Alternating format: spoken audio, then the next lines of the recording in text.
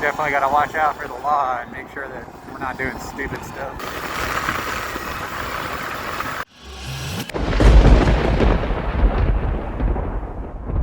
What's up, YouTube? I'm going to do a range test today. We're looking at 98% on the Chi battery. I didn't have the time to get it fully charged up, so we're going to go with 98. We're going to go back to the top of that trailhead, or the beginning of that trailhead I did on my trail video, and I distinctly remember saying 66% is what I was at when I got there. I'm at 66% at the trailhead from my house. So we'll see where we're at when we get up there. We'll try to do like a full range test, but I'm kind of limited on time, and we'll see where we get. Let's continue on. I'm still running 10 kilowatt.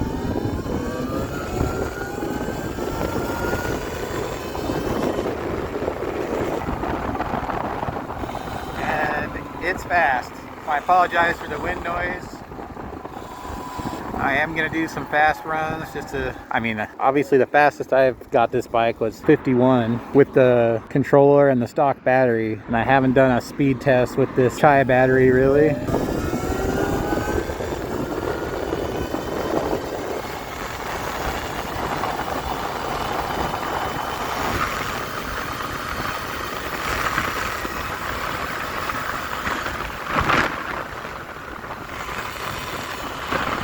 At 10 kilowatt, I got up to 56. And I didn't hit full speed, and I'm going uphill. So I would imagine we get 60. The bike has so much more pull at higher speeds that it's crazy to me. Like before, you would get to 40 miles an hour or 30, and you couldn't get pull like that. I could easily get a wheelie going, but I'm scared to death. I should be conservative. I guess if I want to do a test that's like to like, I should be doing what I normally do, which is 30, around there. Definitely got to watch out for the law and make sure that we're not doing stupid stuff. So where we're going is right up on that mountain where you can see Trailhead start, so we'll get up there.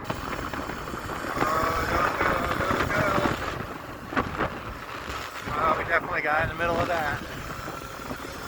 What did I say about stupid stuff? Oh well, it happens.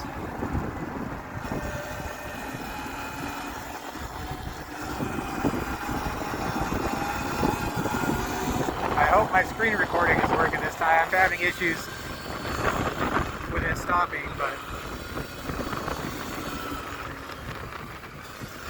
I need a rear view mirror. Anyway, you can see the display. We're cruising along. So I'm definitely cruising a lot faster than I did before. Might not be a great test, but hard to not go fast. You have like all this power. Really hard to not just go fast.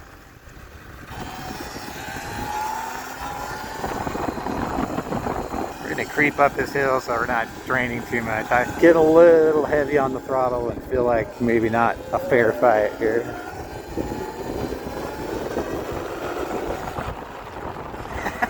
As I just got it. Bike, I'll stop and check motor temperature too. I think the app shows it.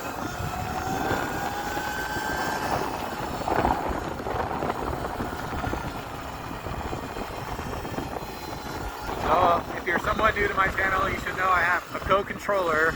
I don't have the motor, the stock motor, and I have a Chi 60 volt compact.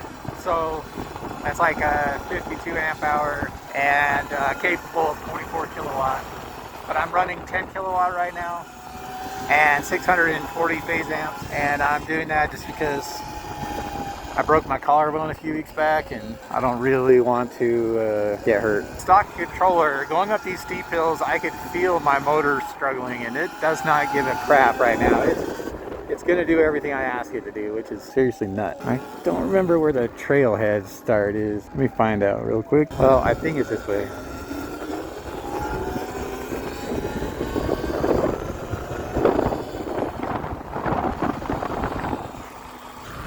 Like there's snow on the trail, but definitely this way. Yeah, it's right around here, so we're close. I took a little different method. I think I went actually a little bit further. We can see the trailhead here where this guy's taking his bike off. So we're at 6.5 miles and the battery's at 75%. So 75% of 52 amp hours compared to 66% of 32. So I would say we are definitely on track for doubling the range. Yeah, we're looking good. Looking good. We'll continue on. I am definitely not riding trails. I do not want to hurt my bones. It does look fun though. So what we're gonna do now is maybe what I'll do is ride over and we'll go and peek at where I actually broke my collarbone and see if I can find the boulders that I landed on, relive some trauma, get some PTSD. It's cold, boys. I'm really actually, I've got a coat on and some gloves, but I'm not too stoked on how cold it is. So there's still talk about the throttle and stuff on the Co, and I'm telling you right now, it feels smooth. If you watch the hand,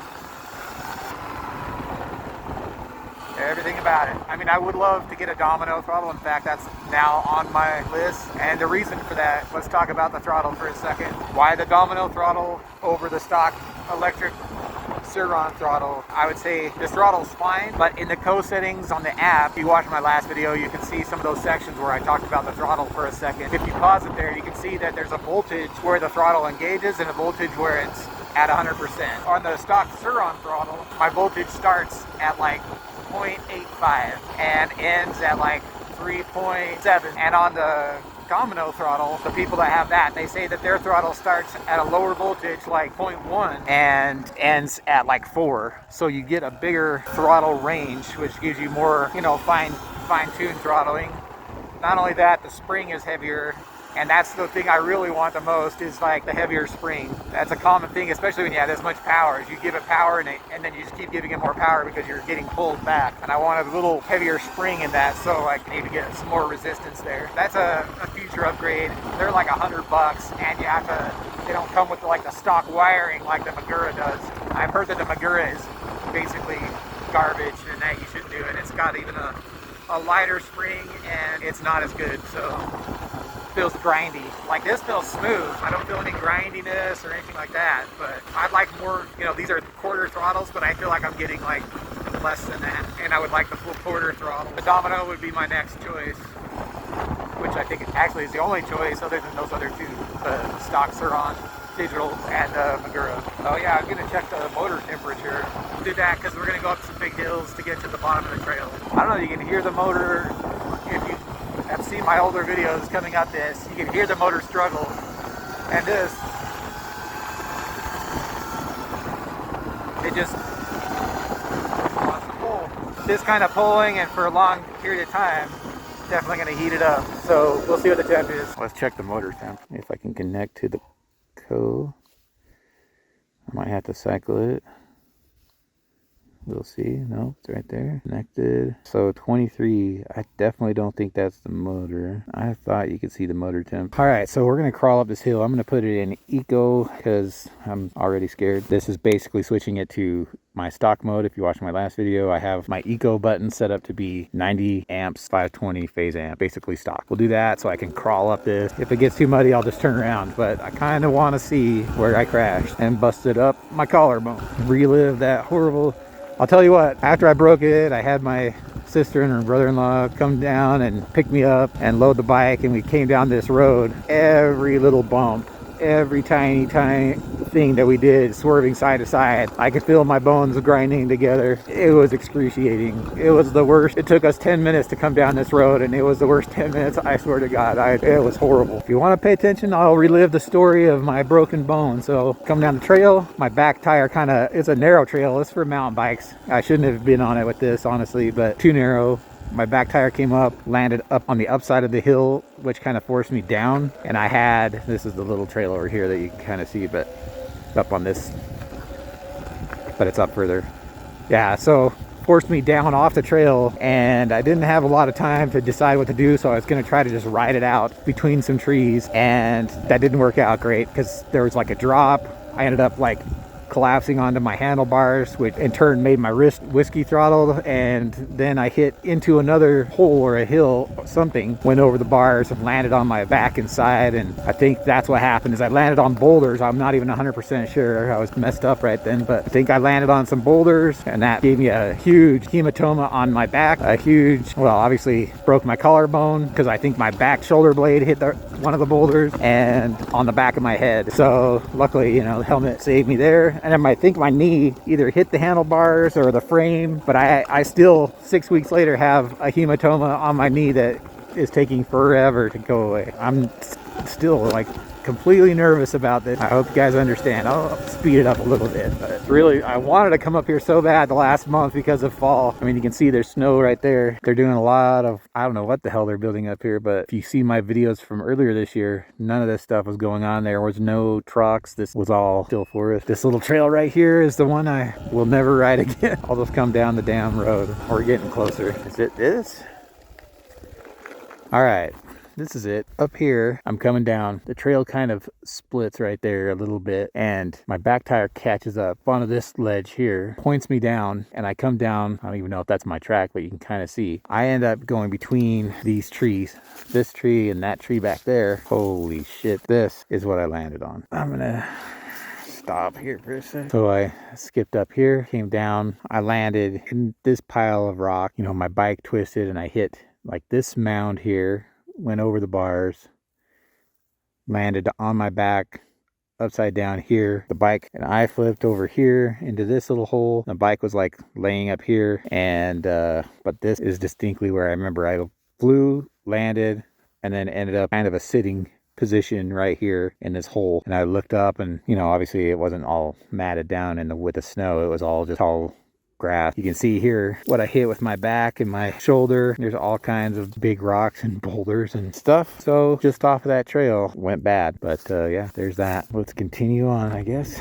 I am get back on the horse kind of guy, so I feel like the longer I wait the worse it's going to be for me. I might be going slow, but just remember I'm still recovering. But yeah, I like to face the fear and move past it. A lot of people just expect you to sell the bike and, oh, you should be done, right? You're done. No, not by a sight. I spend my downtime doing more upgrades. I love these bikes, so it's so much fun. Coming from a 450 dirt bike experience, I think I have a ton more fun on this, and just being able to ride it everywhere. For me to do this on a 450 just to come up and look at the trail, or I'd have to load it up, fill it with gas, make sure my air filter is clean, get it unloaded, kickstart it, and if you have an older 450 or whatever, that might take a minute, and then pollute the environment with some nice noise, although I did enjoy the sound of the 450.